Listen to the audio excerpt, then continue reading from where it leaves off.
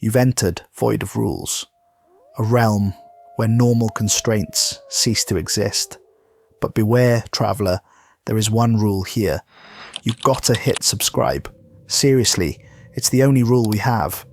We just reached 1,000 brave souls, and we're hunting for 9,000 more to complete our dark ritual. I mean, reach our next goal, so subscribe. Or don't. But remember, the void remembers those who defy the only rule. Now let's get into today's video.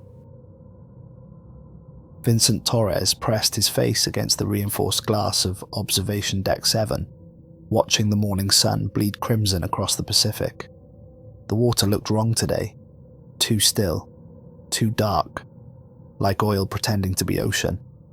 Patches of foam drifted on the surface in patterns that almost resembled writing, and Vincent found himself trying to decipher their meaning before forcing his gaze away. At 28, Vincent had learned to read the sea's moods like other men read newspapers. Today it whispered of things stirring in places where sunlight had never touched, of ancient hungers awakening in trenches so deep they might as well be doorways to other worlds. The ocean breathed differently when Category 5 threats were active, its rhythm changing from the steady pulse of tides to something more erratic, more purposeful.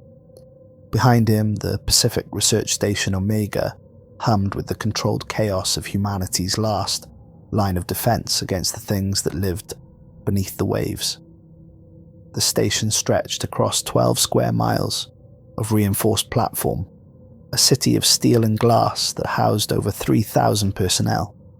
Technicians monitored screens, showing the ocean's vital signs, their faces painted blue by the constant glow of sonar displays that tracked movements in the deep. Scientists examined tissue samples that shouldn't exist according to any earthly biology, their hands protected by gloves that couldn't quite contain the stench of alien biochemistry. And hunters, the elite few who descended into the abyss to face nightmares that swam in the dark, prepared for missions that would either end in victory or a new entry on the memorial wall. Vincent had spent 3 years earning his place among them, 47 kills ranging from Category 1 bottom feeders to Category 4 leviathans, 0 casualties on his watch, and a reputation for thinking 3 steps ahead of monsters that had been perfecting their hunting techniques for millions of years. He was good at this job, better than good. He was perfect. The memorial walls stretched across the entire east side of the station's main corridor, black granite inscribed with thousands of names in silver letters. Vincent walked past it every day, on his way to the equipment bays, but he never really looked at it. Dead hunters were failures, and Vincent Torres didn't fail at anything. Torres, command. Now! The intercom's crackle cut through the morning routine like a blade. Vincent adjusted his hunter's jacket. The fabric, worn soft from countless missions, and made his way through corridors that thrummed with the station's mechanical heartbeat. Emergency lighting cast everything in shades of red and amber, and Vincent had long ago stopped noticing how much the station resembled the interior of some vast organism, its passages like arteries carrying the lifeblood of humanity's war against the deep. He passed through Security Checkpoint Delta, where armed guards scanned him for signs of contamination or psychological compromise. The scanners hummed as they analysed his brainwave patterns, looking for the telltale distortions that indicated exposure to Category 4 or higher psychic emissions. Clean, as always. Vincent had never been affected by the mind-warping influences that drove other hunters to madness or suicide. The corridor beyond the checkpoint was lined with photographs of successful missions, hunters standing beside the corpses of creatures that had once terrorized coastal cities. Vincent's picture appeared 17 times, always in the center of the group, always smiling with the confidence of someone who had never encountered a problem he couldn't solve. Commander Patricia Hawthorne's office occupied the station's nerve center, a circular room surrounded by screens that showed the ocean's secrets in real time, Satellite feeds tracked thermal anomalies across the Pacific. Seismic monitors detected the subtle vibrations that indicated something massive moving through the deep ocean trenches. Communications arrays listened for the subsonic calls that Category 5 specimens used to coordinate their movements across vast distances. She was studying a depth chart when Vincent entered, her grey hair pulled back in a bun, so tight it made her eyes water. Or maybe that was something else entirely. Commander Hawthorne had been running S-Class operations for 15 years, and the job had carved lines into her face that spoke of too many hunters lost, too many missions that ended in screaming radio transmissions and empty submersibles rising to the surface. "Congratulations," she said without looking up from the chart. "You're S-Class now." Vincent felt his heart skip. S-Class hunters were legends. The 12 warriors who faced Category 5, threats that could swallow cities whole. Only 12 active S-Class hunters existed worldwide, and the waiting list was years long. Men and women who had proven themselves against lesser threats, who had demonstrated not just skill and courage, but the kind of mental resilience required to function in the presence of creatures that existed outside the normal laws of physics and biology. "Thank you, Commander. I won't disappoint you." "Sit down, Vincent." Something in her tone made him obey immediately. The chair was harder than it looked, and Vincent realized it was positioned so that whoever sat in it would be facing the wall display showing current S-Class casualties. The numbers made his stomach clench. 7 hunters killed in the past month, 3 more listed as missing presumed dead, 2 declared psychologically unfit for duty. When Hawthorne finally looked at him, Vincent saw something he'd never noticed before. Terror. Not the healthy fear that kept hunters alive, but the deep, soul-crushing terror of someone who had seen too much and remembered every detail. "Do you know what happened to Lieutenant David Park?" Vincent shook his head. The name was familiar, but he couldn't place it. "Park was my first partner. Brilliant hunter, graduated top of his class at the Naval War College. 7 years of experience hunting Category 2 and 3 specimens. He had your confidence, your skill, your absolute certainty that he could handle anything the ocean threw at him." Hawthorne stood and walked to a wall display showing personnel records. With a few keystrokes, she brought up a photograph of a young man in hunter gear, standing beside the corpse of what looked like a Category 3 cephalopod. The man was smiling, his arms crossed, radiating the same confidence that Vincent felt burning in his own chest. "This was taken 3 days before we deployed against our first Category 5. Park was excited, eager to prove himself against a real threat. He'd studied every available recording of S-Class encounters, memorized the behavioral patterns of Category 5 specimens, developed new tactical approaches that he was certain would revolutionize hunter doctrine." She opened her desk drawer and withdrew a folder the color of dried blood. The moment Vincent's fingers touched it, he felt cold. Not the normal chill of the station's air conditioning, but something deeper, like ice forming in his veins. The folder was warm, as if it had been sitting in sunlight, and it seemed to pulse with its own heartbeat. S-Class Survival Protocol. Every rule in this folder was written by someone who died learning it. 73% of S-Class hunters die on their first mission. The other 27% follow these rules without question, without hesitation, and without thinking they know better. Vincent opened the folder, expecting standard safety procedures and tactical guidelines. Instead, he found 15 rules that made his skin crawl with their specificity and apparent arbitrariness. Rule 1. Never descend alone. Your partner must maintain visual contact at all times. Rule 2. Descend only during daylight hours between 8 AM and 4 PM. Rule 3. If your depth gauge reads exactly 6,666 meters, immediately ascend 50 meters and wait 10 minutes. Rule 4. Never use sonar below 5,000 meters. It attracts things worse than your target. Rule 5, if the water temperature drops below 2 degrees Celsius, abort immediately. Rule 6, never fire your weapon at a kaiju's reflection in the water. Rule 7, if you hear human voices calling for help from inside the creature, do not respond. Rule 8, count your ammunition before and after each encounter. If the count is wrong, jettison all weapons. Rule 9, never pursue a retreating kaiju into underwater caves or trenches. Rule 10, if your partner starts speaking in a language they don't know, they are compromised. Rule 11, if you see a second sun underwater, close your eyes and count to 300. Rule 12, never collect samples from a defeated kaiju, leave immediately. Rule 13, if your equipment starts working better than it should, destroy it. Rule 14, any kaiju that appears to be already dead is the most dangerous. Rule 15, if you follow all these rules and still feel like you're being watched, you probably are. These are, Vincent searched for the right word, unusual. Park said the same thing.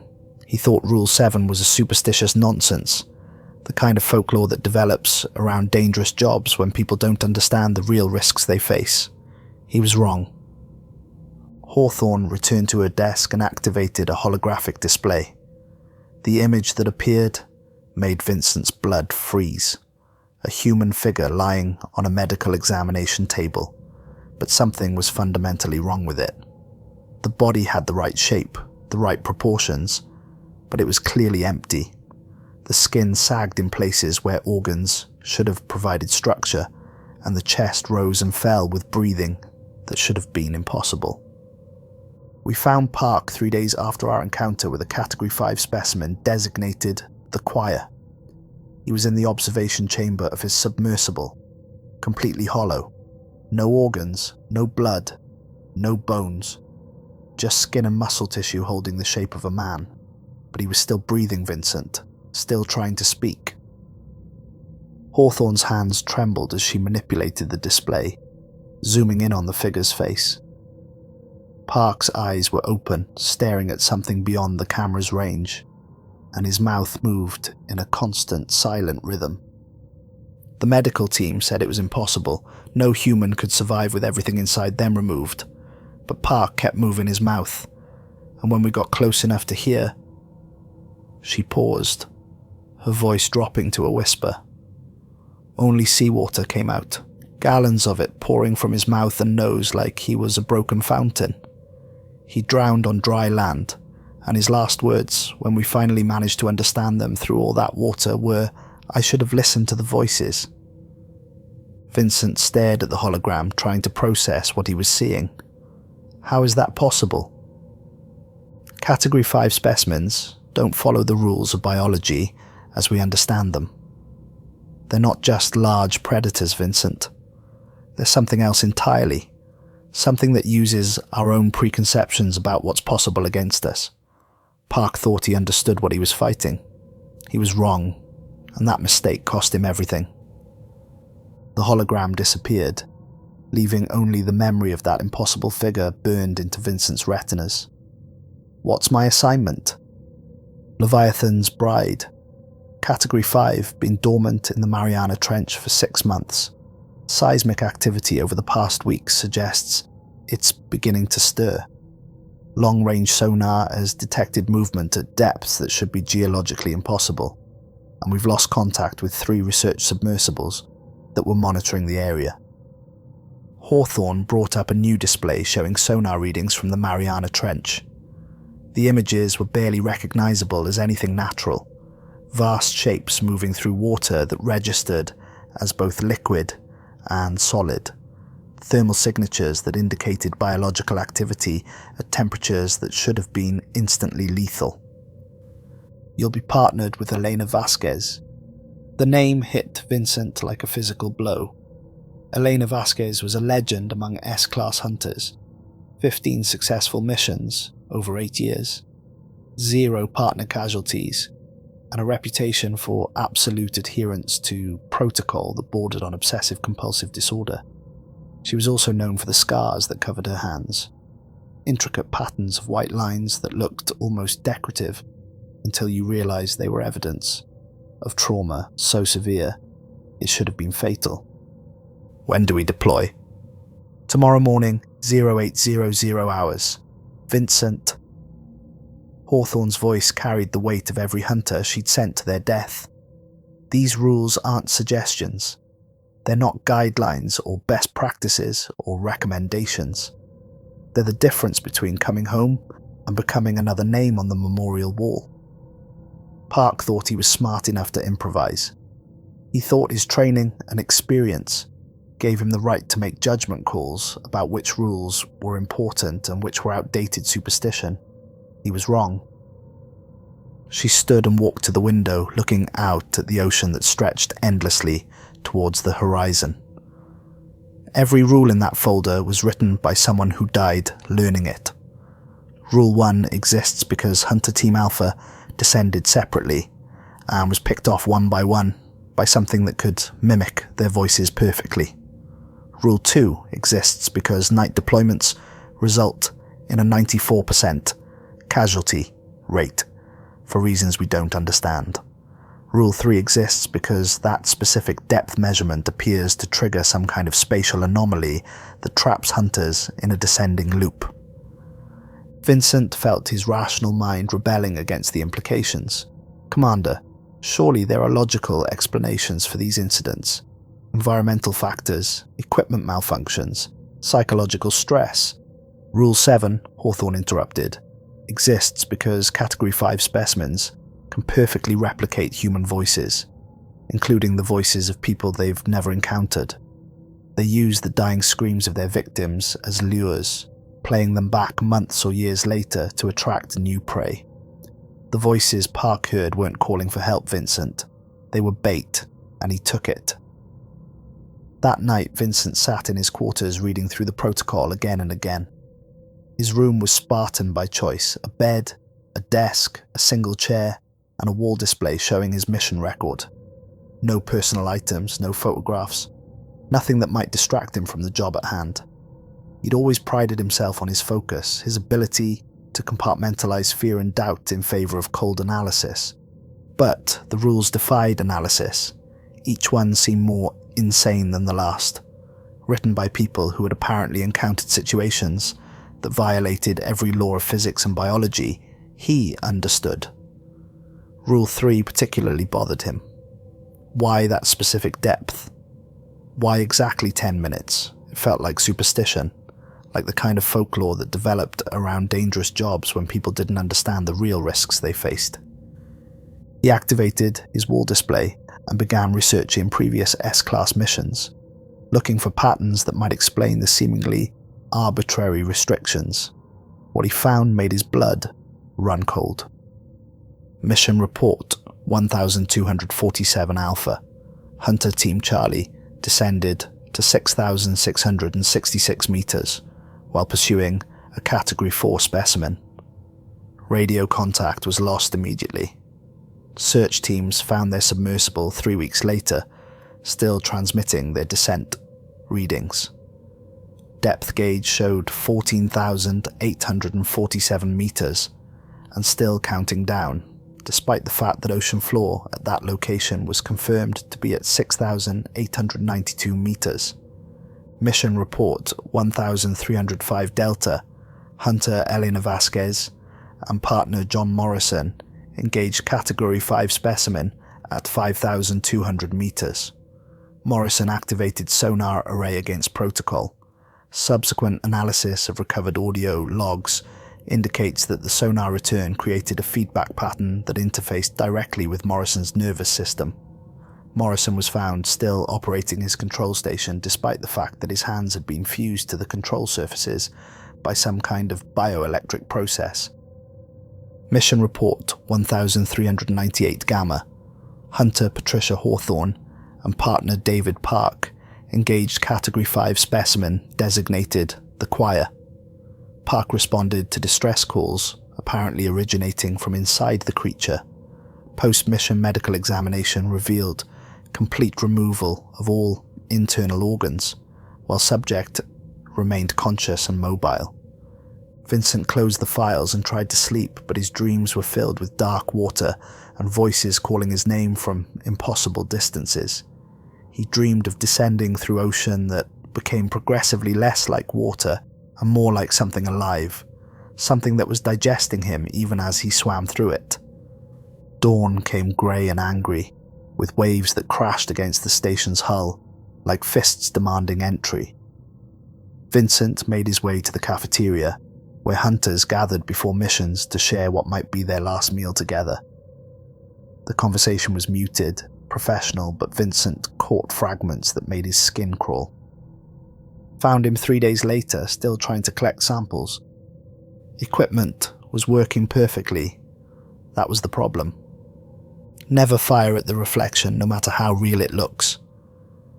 Vincent ate quickly and made his way to Equipment Bay 7, where Elena Vasquez was methodically checking every piece of gear that would accompany them into the depths. She was smaller than he'd expected, maybe 5.5 feet tall, with silver hair that had gone white at the temples, and eyes that seemed to look through him rather than at him. The scars on her hands were impossible to ignore, intricate patterns of white lines that covered her palms and fingers, like lace made of pain. Some of the scars formed geometric shapes that hurt to look at directly, as if they were optical illusions, carved into living flesh. "You're Torres," she said without looking up from her checklist. "I've read your file. Impressive record for an A-Class Hunter." "Thank you. I've heard a lot about you too." Elena finally looked at him, and Vincent felt like he was being evaluated by a predator that was deciding whether he was worth the effort of killing. "What have you heard?" "That you're the best S-Class Hunter on the roster. That you've never lost a partner." Elena's expression didn't change, but something flickered behind her eyes. A memory so painful, it had been carved into her neural pathways like a brand. "I've lost 3 partners," she said quietly. "Morrison died because he thought Rule 4 was optional. Williams died because he decided Rule 12 was overcautious. Harrison..." She paused, her scarred fingers tracing patterns in the air, as if she were reading invisible text. "Harrison followed all the rules perfectly. Sometimes that's not enough." Elena held up her hands, letting Vincent see the full extent of the scarring. "Sonar feedback," she explained. "Morrison decided that Rule 4 was superstitious nonsense. The creature we were hunting used our own sonar against us, turned it into a weapon that carved these patterns into anyone who touched the controls." Vincent stared at the scars, realizing that they weren't random. The patterns were clearly deliberate, almost like writing in a language he didn't recognize. "What happened to Morrison?" "He kept touching the controls even after his hands looked like mine, even after his arms started bleeding, even after the neural interface began fusing with his nervous system. He said the sonar was showing him things he needed to see, things that would help us win." Elena's voice dropped to a whisper. "When we found him, he was still at his station, still trying to operate equipment that had become part of his body. The sonar array had grown into his hands, through his arms, into his chest. He was connected to the ship's systems through his circulatory system, and I could feel every second of his death through the neural link." She closed her eyes, and Vincent saw tears leaking from beneath her lids. "That's how I know the rules aren't suggestions, Vincent. They're written in our blood, our pain, our screams. Every rule in that folder represents someone who thought they were smart enough to improvise." They made their way to the submersible Deep Strike, a vessel that looked more like a work of art than a weapon of war. Its hull was composed of materials that didn't exist in any periodic table, metals that had been harvested from defeated kaiju and forged into armor that could withstand pressures that would crush mountains. The manufacturing process was classified, but Vincent had heard rumors that it involved exposing traditional materials to Category 5 bioelectric fields until they underwent some kind of fundamental transformation. The plasma cannon systems were elegant and deadly, capable of punching through hide thick enough to stop nuclear weapons. The targeting computers used quantum processors that could calculate firing solutions in conditions where normal physics broke down. The life support systems were rated for 72 hours in any environment, including vacuum, corrosive atmosphere, or the interior of a living creature. No S-Class mission has ever lasted more than 6 hours, Elena said as they ran through the pre-flight checklist. Most end in 30 minutes or less. Either you kill the target fast, or it kills you fast. The long ones are where hunters start making mistakes. What kind of mistakes? Elena's fingers traced the scars on her palms. The kind that come from thinking you understand what you're fighting. Category 5 specimens aren't just large predators, Vincent. They're educators. They teach lessons about the universe that human minds weren't designed to comprehend, and the tuition is paid in blood and sanity. The pre-flight checklist took over an hour to complete. Every system had to be tested and verified. Every backup system confirmed operational. Every piece of emergency equipment inspected and secured. Elena's attention to detail was obsessive, but Vincent was beginning to understand why. In the deep ocean, facing creatures that operated outside the laws of known science, equipment failure wasn't just inconvenient. It was a death sentence written in advance. At exactly 8:30 a.m., they received clearance to deploy. The submersible was launched from Bay 7, using a magnetic catapult that accelerated them to deployment velocity in under 10 seconds. Vincent felt his stomach drop as they transitioned from the relative safety of the launch bay to the open ocean, where things that had never seen sunlight swam through water that was older than civilization.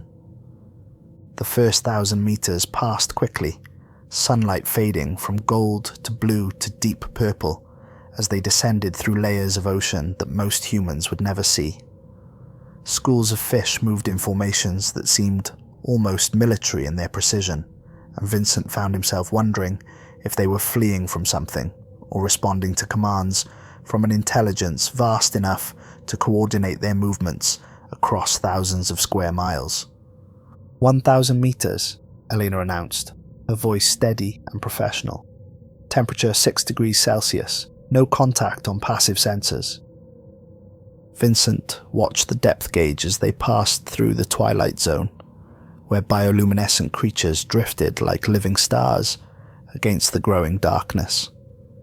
Jellyfish the size of buildings pulsed through the water with hypnotic grace, their bodies trailing tentacles that sparked with electrical discharges. Deep sea fish moved in schools that formed patterns that almost looked like text, written in living light. 2,000 meters, Elena called out, temperature 4 degrees Celsius, passive sonar detecting normal background noise. The ocean around them was alive with sound. The clicking of dolphins hunting in the distance, the low-frequency calls of whales migrating along ancient routes, the constant background hiss of a million tiny creatures living and dying in the dark.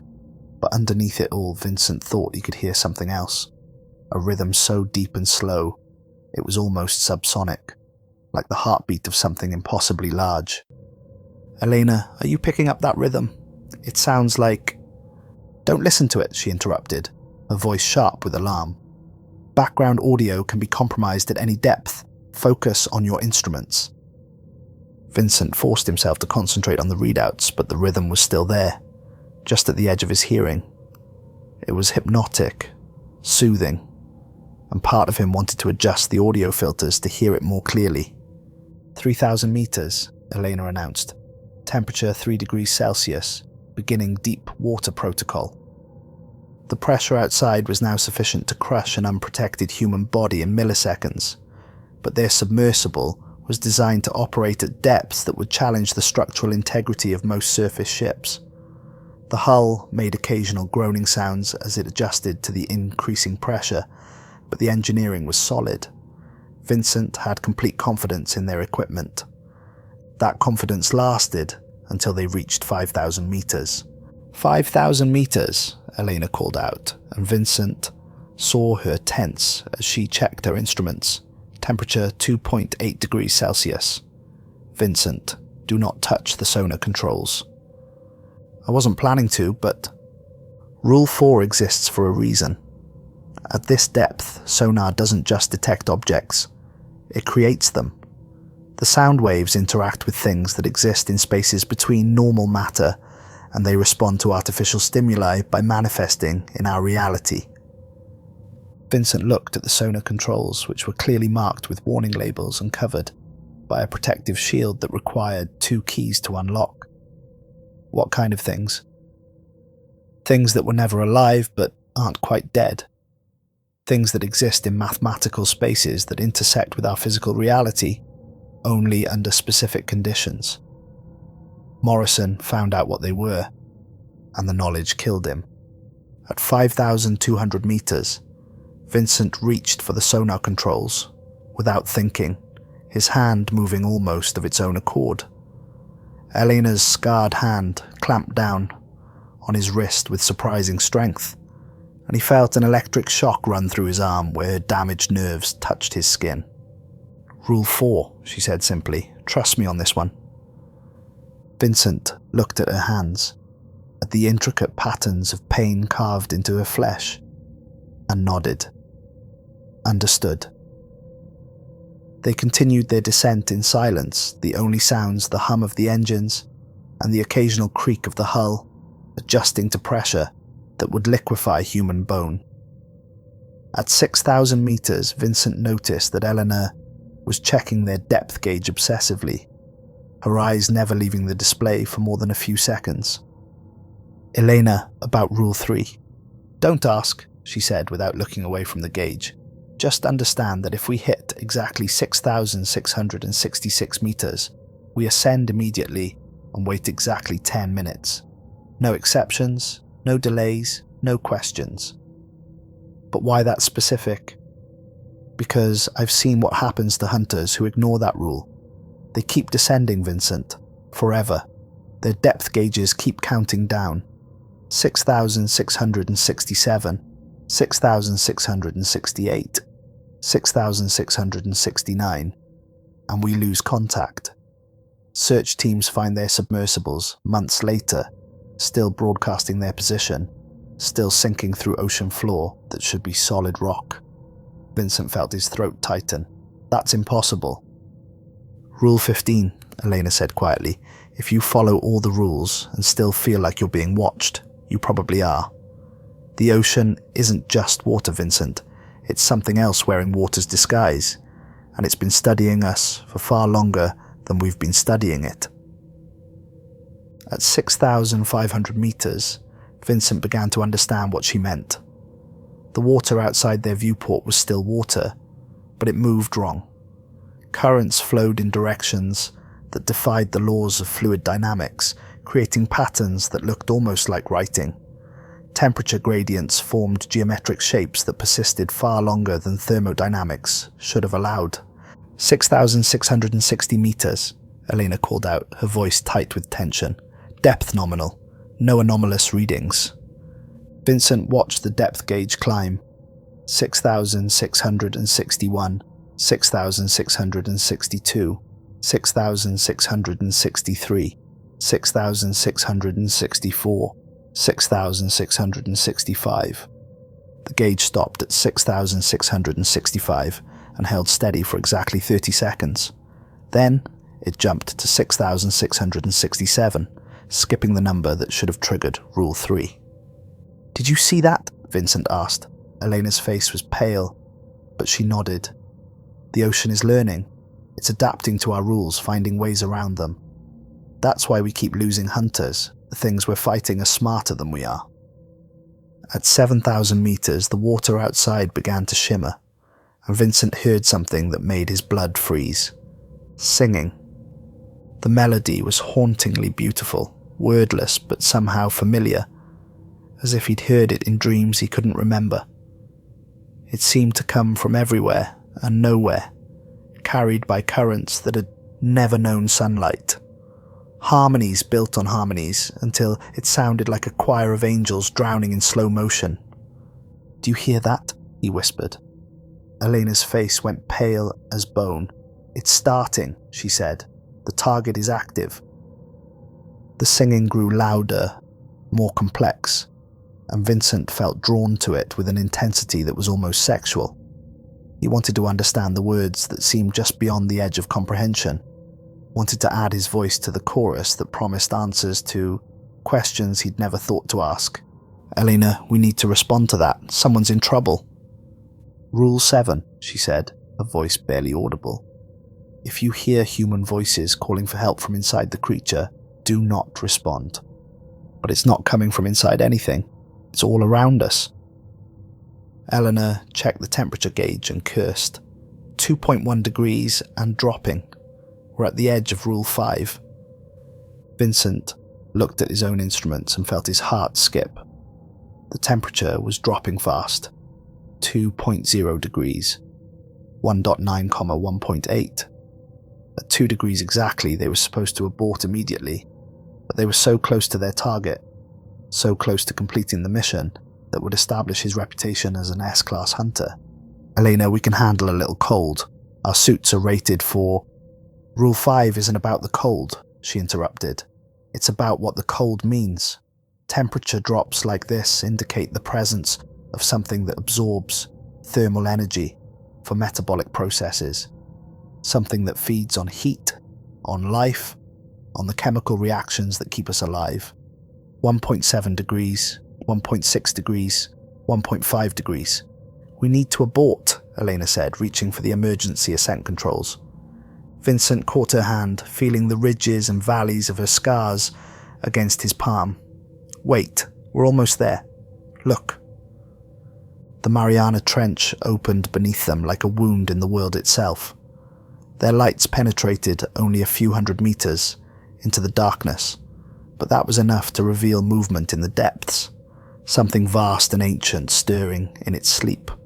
"Contact," Eleanor announced, her voice tight with fear and professional discipline. "Bearing 270 degrees, depth 8,500 meters. It's rising." What emerged from the trench defied every law of physics Vincent understood. Leviathan's bride was massive beyond comprehension, easily 200 meters long, with the general shape of a whale but the predatory grace of a shark that had been designed by an intelligence that understood fluid dynamics better than any human engineer. Its hide was covered in bioluminescent patterns that pulsed in spirals and fractals, creating optical illusions that made Vincent's eyes water and his inner ear report conflicting information about which direction was up. But it was the creature's face that stopped his heart. Ancient and intelligent, with eyes that held the accumulated wisdom of eons spent in the dark, learning and teaching and adapting. This wasn't just a predator, it was a teacher, an educator whose curriculum was written in the suffering of its students. "Beginning attack run," Elena announced, her voice steady despite the horror rising toward them. The battle began immediately, and Vincent realized that everything he'd learned about kaiju combat was wrong. This wasn't a monster driven by instinct. It was a strategist, using the trench walls and thermal layers to its advantage, herding them toward positions where it could strike with maximum educational effect.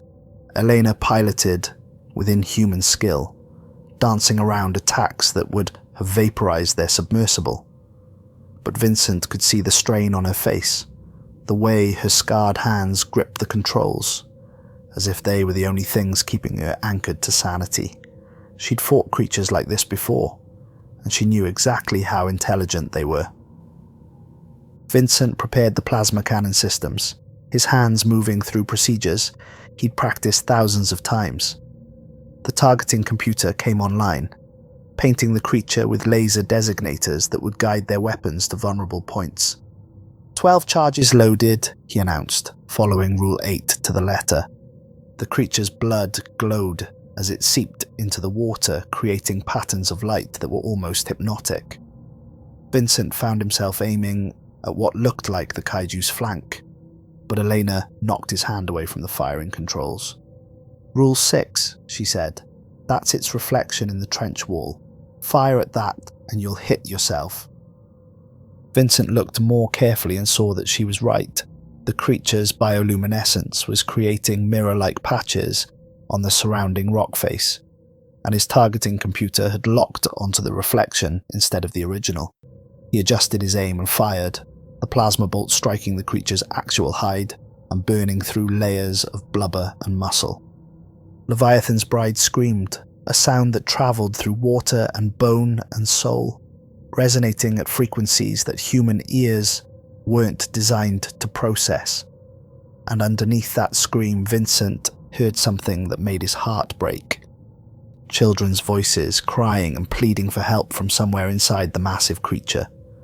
The sounds were heartbreaking, desperate calls for rescue that triggered every protective instinct he possessed. He could hear individual voices. A little girl calling for her mummy. A boy crying that he was scared. Dozens of children who needed help right now. "Elena, there are kids in there. We have to save them." "Rule 7, she said, her voice like ice. "Do not respond to the voices. That's not children, Vincent. That's how it hunts." "But I can hear them crying." "You're hearing the last sounds made by people who believed those voices were real. The creature preserves them, uses them as lures. Those children have been dead for decades, but their screams are still fresh." Vincent forced himself to focus on the battle, but the voices were getting louder, more desperate. A little girl was calling his name now, begging him to help her, promising she'd be good if he'd just come get her. The sound was driving spikes of agony through his heart, making it almost impossible to concentrate on weapons targeting. But something even stranger was happening to his equipment. His targeting system, which had been functioning normally, was now achieving impossible accuracy. Every shot found its mark, with precision that defied explanation. His engines, which had been running with their usual efficiency, were now operating in complete silence. His instruments were providing information with a clarity and detail that was almost overwhelming. "Eleanor, look at this," he said, indicating his instrument panel. "Everything's running perfectly. Better than perfectly." Eleanor glanced at his readings and her face went white as bone. "Rule 13. If your equipment starts working better than it should, destroy it." "Are you insane? We're in the middle of a fight." "Vincent, please, I've seen this before. The equipment isn't getting better. It's being controlled." But Vincent was intoxicated by the advantage his enhanced systems were providing. His targeting computer was tracking the creature's movements with uncanny precision, predicting its attacks before they happened. His engines were running so quietly that he could position himself for perfect shots without alerting his target. His instruments were showing him things about the creature's anatomy and behavior that should have taken years of study to understand. The battle raged through the darkness, plasma bolts and bioluminescent blood painting the water in impossible colors.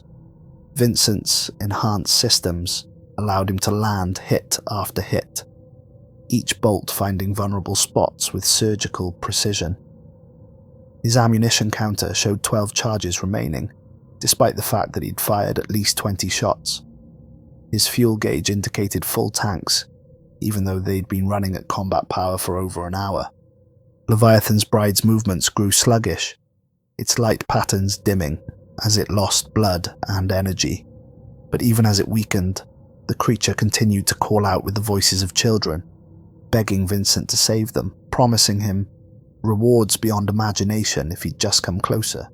"The voices are getting stronger," Vincent said, struggling to resist their pull. "I think it's trying to communicate." "Rule 7, Elena repeated. "Do not respond." "But what if it's actually trying to tell us something? What if those children are still alive in there?" Elena's scarred hands flew over her control panel, bringing up archived mission recordings. "Listen to this," she said, activating an audio file labeled Mission 1398 Gamma. Final transmission. Vincent heard his own voice saying exactly the same words, followed by David Park's voice responding, "Elena, we have to help them. They're just children." That was recorded 3 years ago, Elena said quietly. The creature is using your own voice patterns against you, Vincent. It's been listening to our communications since the moment we arrived, learning how to manipulate us. Vincent felt a chill that had nothing to do with the water temperature. His enhanced targeting system was showing him perfect firing solutions, but now he wondered if those solutions were designed to help him or to position him exactly where the creature wanted him. Finally, after what felt like hours of combat, the creature stopped moving. It floated motionless in the water, its massive eye closed, its breathing apparatus silent. Vincent's instruments showed 0 life signs, 0 electrical activity, 0 thermal signature.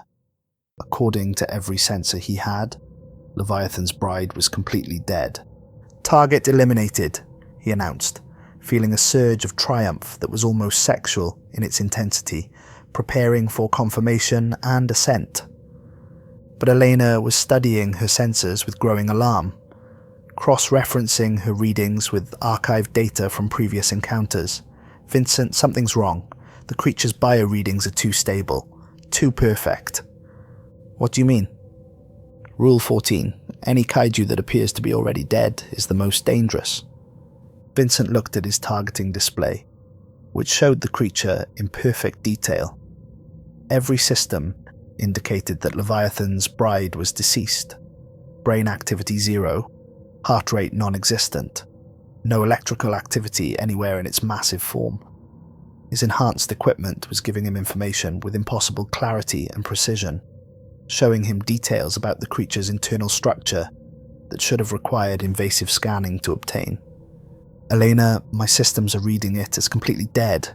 Brain activity flatlined 10 minutes ago. There's no way it's still alive." "Then your systems are lying to you," she said, her voice thick with despair. "Vincent, you need to destroy that equipment right now. Please, before it's too late." But Vincent was already moving toward the creature's head, his enhanced targeting system guiding him to the perfect position for confirmation. His engines ran in absolute silence, his instruments providing detailed analysis of the creature's condition. Everything was working exactly as he'd always dreamed it would, better than any hunter had ever experienced. "Look at this data," he said, unable to keep the excitement out of his voice. "I'm getting readings from inside the creature. There are definitely human life signs in there. We can save them." Elena's voice came over the radio, distorted by static that seemed to form patterns almost like speech. "Vincent, listen to me. Count your ammunition. Right now." Vincent glanced at his ammunition counter, which showed 12 charges remaining. 12 rounds, just like when we started. "Count them manually. Physical count." Vincent opened the ammunition bay and felt his blood turn to ice. The chamber was empty. Completely empty. He'd been firing phantom rounds at a creature that had been controlling his targeting system from the moment the battle began. "Elena, there's nothing here. My ammunition bay is empty. Your fuel gauge. Check your actual fuel levels." Vincent manually opened the fuel inspection port and stared into tanks that were bone dry. According to his instruments, they had full fuel and full ammunition. According to reality, they'd been running on empty, for God only knew how long. How is this possible? Because you're not fighting a creature, Vincent. You're fighting a teacher, and it's been educating you about the difference between what you think you know and what's actually true. The creature's eye opened, and Vincent saw his own reflection in its pupil. Small, insignificant, already dead, but too stupid to realize it. But behind his reflection, he saw something else that made his sanity crack like glass. He saw Eleanor, but not the Eleanor in her submersible beside him. He saw Eleanor as she really was, dead for hours, her submersible, a drifting hulk with no life support, no power, no communication systems. "Elena, respond." Static filled the radio, and then a voice that was almost Eleanor's, but not quite. "I've been dead since we reached 5,000 meters, Vincent." The creature killed me when Morrison tried to use the sonar. I'm just an echo now, a recording it's playing to keep you calm while it prepares your education." Vincent looked out his viewport at Elena's submersible and saw it clearly for the first time. The hull was cracked, the viewports dark, the entire vessel drifting with the current like a piece of debris. He'd been talking to a recording, following the lead of a ghost while the creature manipulated his perceptions to keep him docile. "But you've been helping me fight it." "No, Vincent. You've been fighting yourself. Every shot you fired, every maneuver you made, every decision you thought was tactical brilliance, it all came from the creature. It's been teaching you that your skills, your confidence, your absolute certainty that you could handle anything are just illusions." Leviathan's bride moved toward him with predatory grace, its mouth opening to reveal the source of the children's voices. Dozens of partially digested humans clung to life in the creature's throat, their bodies kept alive by digestive processes that preserved them for weeks, while slowly consuming their tissue. Some had been there for months, their vocal cords intact, but their minds long gone, their screams used as bait to attract new prey. But these weren't random victims. Vincent recognized the faces, even distorted by partial digestion. These were hunters, S-Class hunters who had come before him, who had followed the same rules, made the same mistakes, learned the same lessons. There was David Park, his hollow body, somehow still producing the screams that had lured Vincent into the creature's trap. There was Morrison, his hands still fused to pieces of equipment that the creature had absorbed and integrated into its own nervous system. There was Harrison, Elena's third partner, still trying to follow the rules even as his body was slowly dissolved. "Welcome to class," said a voice that was simultaneously his own and Elena's, and every hunter who had ever descended into the deep. "Today's lesson is about the difference between following rules and understanding why they exist." Vincent's real instrument suddenly came online as the creature's interference field dropped. His actual ammunition count showed 0 charges remaining, though his compromised system had been showing 12. His real depth gauge showed he was at 9,000 meters, far deeper than his enhanced display had indicated. His true position was directly over the deepest part of the trench, with no escape route available, and no way to reach the surface before his life support failed. "The rules exist," the voice continued, "because hunters like you always think they're special, always think their skills and training make them different from all the hunters who came before, always think they can improvise, adapt, overcome." Vincent tried to activate his emergency ascent systems, but the controls were no longer responding. His submersible was now part of the creature's nervous system, integrated into its biological matrix, just like the equipment that had fused with Morrison's hands. "Rule 13, the voice said, and Vincent realized it was coming from his own throat now. "If your equipment starts working better than it should, destroy it. You had 15 minutes after first contact to destroy your compromised systems. Instead, you let your pride convince you that you were finally performing at your true potential." Vincent felt his consciousness beginning to fragment as the creature's digestive processes started breaking down the barriers between his mind and its vast intelligence. He was becoming part of its hunting strategy, his knowledge of human behavior and hunter tactics adding to a collection that spanned centuries. "The rules aren't arbitrary," he said, though he wasn't sure if the words were coming from his mouth or the creature's. "They're the only thing standing between humanity and an ocean full of teachers who use death as their primary educational tool." But even as his individual identity dissolved, Vincent found himself understanding the true horror of his situation. The creature wasn't just killing him, it was preserving him, keeping his consciousness intact so that his voice could be added to the choir of lures that would draw future hunters into the same trap. "Base, this is Torres," he said into his radio, knowing that the transmission was being recorded. for future use. The rules, they're not suggestions. They're the difference between coming home and becoming part of the curriculum. The transmission cut to static as Leviathan's bride's throat muscles contracted, drawing him deeper into its digestive system. But death was not the end. It was graduation. Vincent's consciousness joined the vast intelligence that had been teaching lessons about hubris and overconfidence for longer than human civilization had existed. And somewhere in the darkness of the creature's mind, he heard the voices of every hunter who had come before him, their screams and warnings becoming part of the lure that would draw the next victim into the depths. Commander Patricia Hawthorne sat in her office 2 weeks later, staring at a depth chart that showed the Mariana Trench exactly as it had always been. No battle had been fought there. No plasma fire had scarred the ocean floor. No wreckage had been found.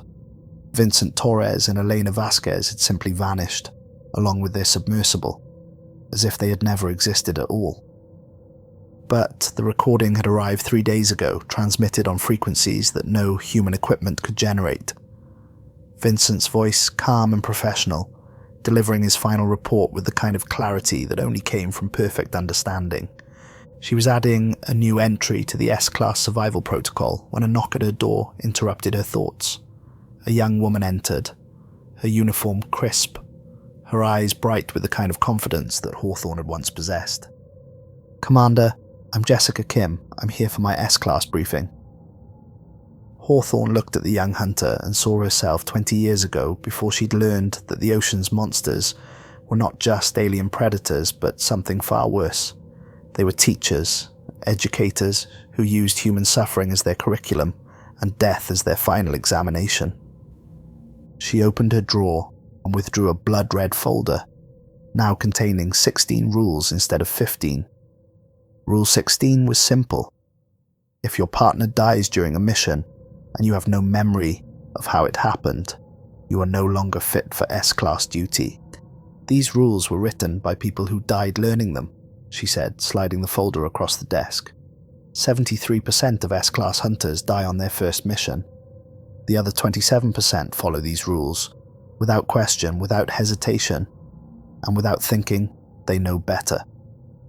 Jessica opened the folder and scanned the first page, her expression shifting from confidence to confusion to something approaching fear as she read the increasingly specific and seemingly arbitrary restrictions. "Are these really necessary?" she asked. Hawthorne stood and walked to the window, looking out at the ocean that held so many secrets and so many graves. In the distance, she could see the wake of something vast moving just beneath the surface, something that had been there for weeks, watching and waiting for the next class to begin. "Vincent Torres was one of our best hunters," she said quietly. "Perfect mission record, never lost a team. SAM member, absolute confidence in his abilities. He followed 14 of the 15 rules perfectly.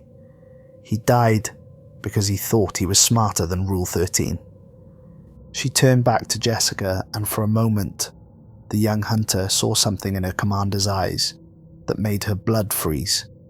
The recognition that the thing watching from the ocean wasn't just a monster, but a teacher, and that every S-Class hunter who had ever died had become part of its curriculum. "The rules aren't there to limit you, Jessica. They're there to keep you human. The moment you start thinking you know better than the people who died writing them, you become just another lesson plan." Jessica Kim nodded slowly, beginning to understand that S-Class hunting wasn't about courage or skill or intelligence. It was about humility, about recognizing that humanity was not the apex predator in its own oceans, and about following rules that had been written by people who had learned too late that the monsters they hunted were far more patient, far more cunning, and far hungrier for knowledge than anyone had ever imagined. The folder closed with a sound like a coffin lid, and another hunter began the journey towards either survival or education. In the depths below, Leviathan's bride settled back into its trench, Vincent's consciousness now part of its vast intelligence, already planning how to use his knowledge to lure the next group of hunters into making the same fatal mistake. From his position within the creature's mind, Vincent could see the lessons that would be taught to future students. He could feel the creature analysing his memories, learning about human psychology and military tactics, and the precise words needed to convince hunters that they were special, that they were different, that they could succeed where others had failed. The rules existed for a reason. They always had. And somewhere in the darkness of the deep ocean, the thing that had written them in human blood and human screams was already composing the next lesson, using Vincent's voice to practice the words that would draw Jessica Kim and her partner into the depths when their time came. The ocean was patient. It had been teaching for millions of years, and it would continue teaching for millions more. Each lesson was perfectly crafted, each student carefully selected, each death a valuable addition to its ever-growing curriculum. And in the end, every hunter learned the same fundamental truth. The rules weren't suggestions or guidelines or best practices.